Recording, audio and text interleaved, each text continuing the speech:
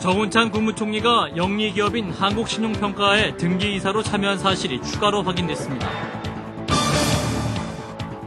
오늘 국정감사에서는 효성그룹 비자금 수사와 아동성폭행 처벌 문제가 도마 위에 올랐습니다.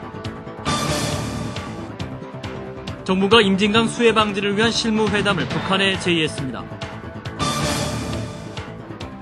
수능 원점수 공개로 전국 고등학교 간의 서열이 공개됨에 따라서 고교 내신 등급제가 공식화될 것이라는 우려가 커지고 있습니다.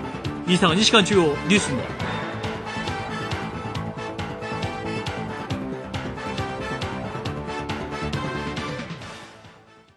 시청자 여러분 안녕하십니까? 정운찬 국무총리가 청문회 답변과는 달리 영리기업인 한국신용평가에 등기이사로 참여한 사실이 추가로 확인됐습니다. 김정은 기자입니다. 정운찬 국무총리는 지난달 인사청문회에서 공무원 겸직금지 규정 위반 논란과 관련해 자신은 영리기업과 관계가 없다고 답변했습니다. 영리기업에는 공식적으로 등록돼서 보수를 안 받더라도, 자문료를 안 받더라도 자문이나 고문 역할을 하거나 혹은 형식적으로라도 제의를 받거나 하신 적은 한 번도 없습니까? 저는 그런 관계는 없습니다. 그러나 최 의원의 확인 결과 정 총리는 지난 1998년부터 2년간 한국신용평가 주식회사에 설립 이사로 참여했던 사실이 드러났습니다. 한국신용평가는 지난 1999년 대표이사 송모 씨와 또 다른 이사가 상장 예정인 자사주를 싼 값에 사들여 막대한 이익을 거둬 문제가 됐던 곳으로 자사주 상장과 동시에 이사들의 평가이익은 600%에 이른 것으로 알려졌습니다. 최재성 의원은 이와 관련해 정 총리가 재임 시 수령한 모든 보수 내역을 공개하고 법인 설립 시 지분 취득 유무도 밝혀야 한다고 주장했습니다. 최 의원은 무엇보다 정 총리가 공무원 겸직금지 규정을 정면으로 위반하고 이를 부인하는 거짓말까지 했다며 정 총리의 사퇴를 거듭 촉구했습니다. 공무원들이 고문으로 재직하고 1억 원씩 수령을 하고 아예 법으로 금지되어 있는 영리기업의 등기이사를 스스럼 없이 한다면 앞으로 어떻게 통제한단 말입니까? 민주당은 이에 따라 국정감사 2주차에서도 정운찬 총리 관련 문제를 집중 제기하며 공세의 수위를 더욱 높일 계획입니다. CBS 뉴스 김정은입니다. 2주째를 맞은 국회 국정감사에서는 대통령 사돈기업인 효성그룹 비자금 수사 문제와 KBS의 이른바 코드 방송 논란이 도마에 올랐습니다. 권혁주 기자입니다. 서울고검과 중앙지검을 상대로 한 법사위 국정감사에서는 효성그룹 부실 수사 의혹이 집중 제기됐습니다.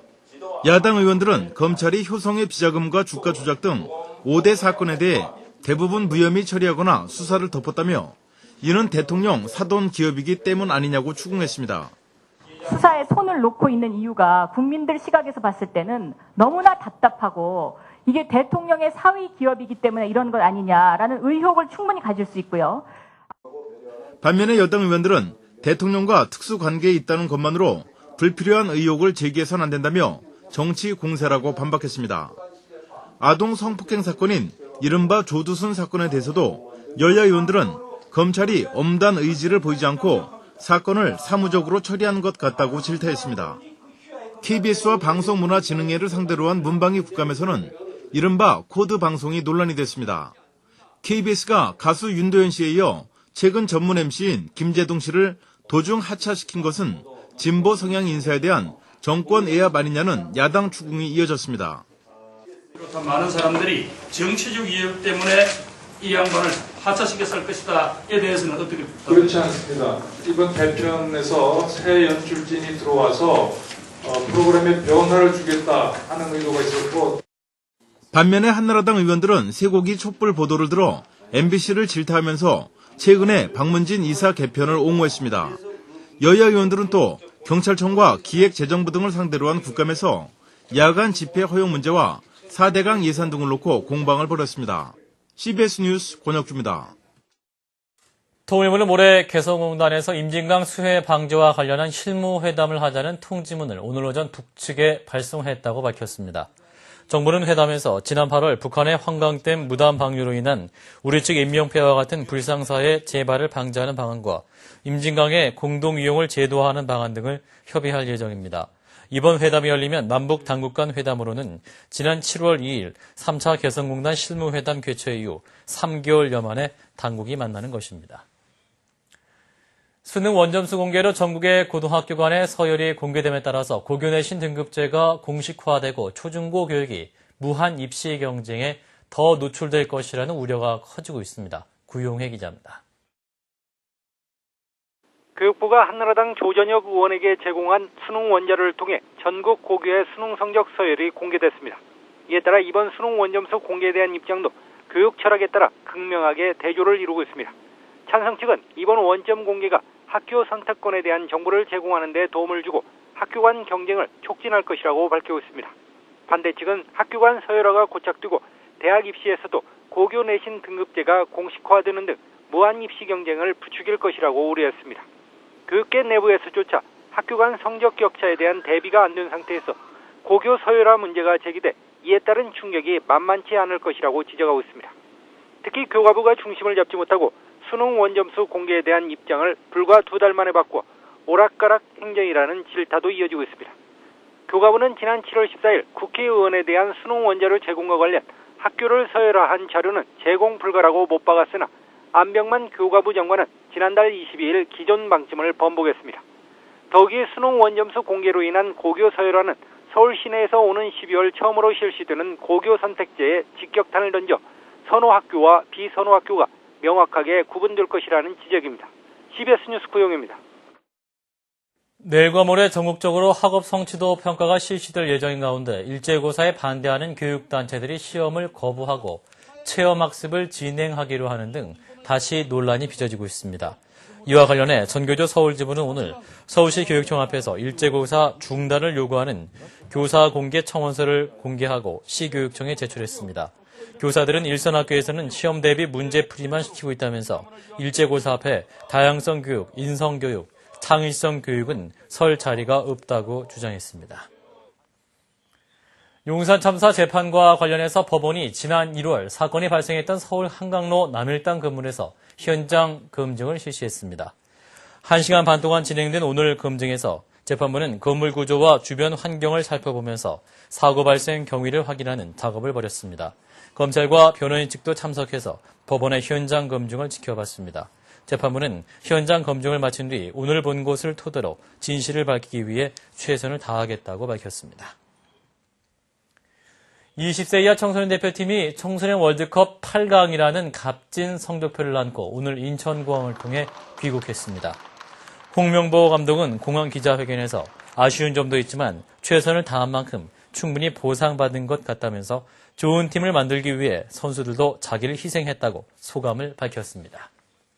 물론 아쉬운 점이 없지 않아 있지만은 저 개인적으로도 그렇고 우리 선수들도 그렇고 최선을 다했다고 생각하고 있습니다. 그 최선을 다한 결과는 저희들이 충분히 보상받지 않았나라고 생각하고 있습니다. 기분은 좋은데요.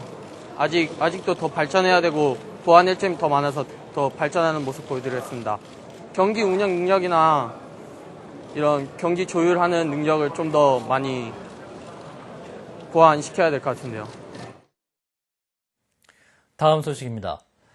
한국토지주택공사는 오늘부터 서울 강남과 서초, 고양, 원흥, 하남, 이사 등 보금자리주택 4개 시범주거에 대한 세자녀와 노부모 특별 우선 공급 사전 예약, 청약 접수를 받습니다. 모레까지 사전 예약을 받는 세자녀 특별 공급은 청약 통장 유무에 관계없이 아이가 많을수록 무주택 기간이 길수록 당첨 확률이 높아집니다. 노부모 우선 공급은 모집 공고일인 현재 65세 이상의 직계 존속을 3년 이상 부양하고 있는 무주택 세대주에게 기회가 주어집니다.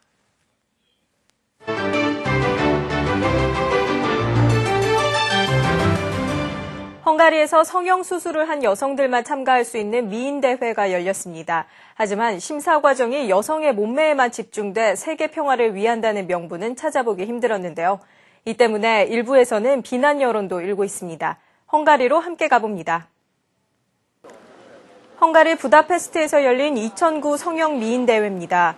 모두 18명의 참가자 가운데 우승한 사람에겐 아파트 한 채가 주어졌고 수술한 성형외과 의사도 부상을 받았습니다. Igazából amiről szól a verseny, hogy pontosan, hogy megmutassam a külvilágnak, hogy lehet szépen megműteni egy nőt, hogy természetes maradjon. 하지만 대회 전반적으로 여성의 몸매만 심사했다는 평가인데요. 육체와 정신의 조화를 내세운 대회 모토가 지켜지지 않아 비난 여론을 피해가긴 어려울 것 같습니다. 로마 시내에서 수백 명의 사람들이 길거리에 주저앉았습니다. 스스로 과속 방지턱이 된 사람들, 운전자를 향해 멈추라고 손짓합니다. Rallentare, non accelerare in macchina, non bere, non fumare droghe, sicuramente può aiutare tutti perché una vita è importante, non bisogna perderla così. 이탈리아에선 젊은 사람들의 사망 원인 1위가 바로 교통사고라고 하는데요. 이번 행사는 교통사고를 줄여보자는 뜻으로 열렸다고 합니다. 1990년대 큰 인기를 누린 보이존의 멤버 스티븐 게이틀리가 스페인 휴양지에서 갑자기 사망했습니다. 올해 33살로 동성애자인 게이틀리는 3년 전 결혼한 파트너와 함께 휴가를 떠났다 숨진 것으로 알려졌지만 사망 원인은 아직 밝혀지지 않았습니다. 지금까지 김도란이었습니다.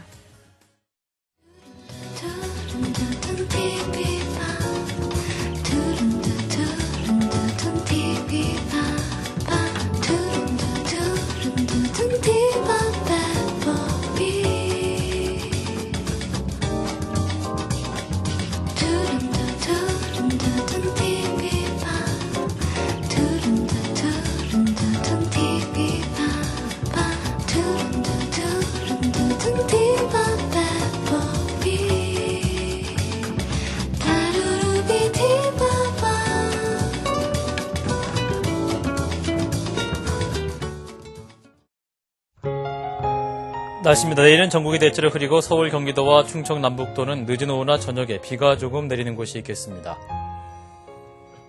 아침 최저 기온은 4도에서 16도로 오늘과 비슷하겠고 낮 최고 기온 18도에서 23도로 오늘과 비슷하거나 조금 낮겠습니다.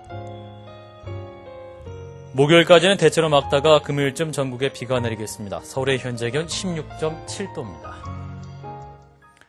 이상으로 CBS 뉴스를 마칩니다. 고맙습니다.